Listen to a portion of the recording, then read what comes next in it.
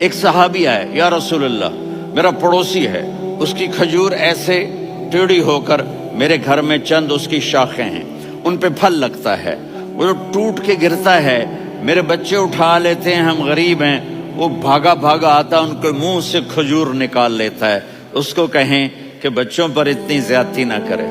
آپ نے اس کو بلایا، وہ منافق تھا، آپ نے اس سے فرمایا بھئی ایک سودا کرتے ہو؟ کہا جی کیا؟ کہا یہ کھجور مجھے دے دو اور اس کے بدلے جنت میں کھجور لے کے دوں گا۔ وہ کہنے لگا یا رسول اللہ یہ اصل میں میرے بچوں کو بہت پسند ہے، کوئی اور کھجور ہوتی میں دے دیتا، یہ تو میری معذرت ہے۔ وہ تو منافق تھا، وہ اٹھ کے چلا گیا۔ ایک صحابی بیٹھے تھے، وہ کہنے لگے یا رسول اللہ اگر میں وہ کھجور لے کے دے دوں تو مجھے جنت میں لے دیں گے؟ ان کا نام ہے ابو الدحداح۔ آپ نے کہا ہاں تو مجھے لے کے دے دے میں تمہیں لے دوں گا۔ وہ اس کے پیچھے چلے گئے، اے بھائی کتنے میں بیچو گے؟ میں نے کہا جا جا، میں نے اللہ کے نبی کو نہیں دی، تمہیں کیسے دے دوں؟ کہا اچھا بھائی منہ سے بول کتنے لینے ہیں؟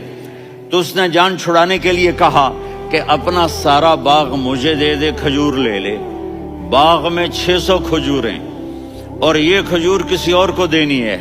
تو کہتا ہے پکے ہو، پھرو گے تو نہیں؟ کہا میں پاگل ہوں، میں پھروں گا؟ مجھے 600 کھجوروں کا باغ مل رہا ہے۔ انہوں نے کہا ڈن، کھجور میری باغ تیرا۔ وہ بھاگے بھاگے آئے، یا رسول اللہ میں نے سودا کر لیا۔ کہا کیسے کیا؟ کہا سارا باغ دے کے کھجور لے لی۔ آپ نے کہا پھر میرا سودا بھی بدل گیا۔ کم من عذق رداح ودار فیاح لأبی الدحداح فی الجنہ۔ میرے ساتھی میں اپنی آنکھوں سے دیکھ رہا ہوں کہ اللہ نے تیرے لیے جنت میں ایک گھر نہیں محل بنا دیے سینکڑوں، اور ایک باغ نہیں ہزاروں باغ تیرے لیے تیار کر دیے۔ یہ ہے ایمان کی نشانی، یہ ہے محبت کی نشانی۔